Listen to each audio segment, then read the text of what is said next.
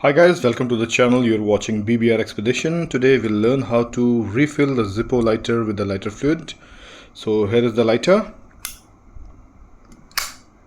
Here's the Zippo fluid. Okay, let's go. So you can see the inside mechanism comes out very easily like this. So you have some cotton and wick inside, you can see. We'll simply open this bottle with the help of a stick or anything which can open this nozzle. In this case I'm using a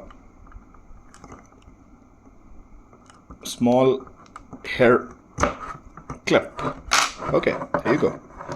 So simply just put some liquid inside. Till the time you can see some fluid on the top of this cotton. You close it like this. I think it's ready to go. Or there is another mechanism where you can put this like this. Open this compartment with the help of a tool or a stick or anything of that sort.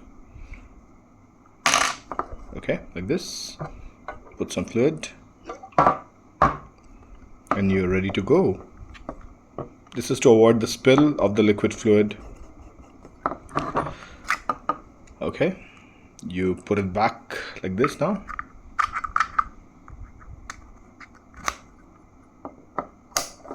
And we are good to go.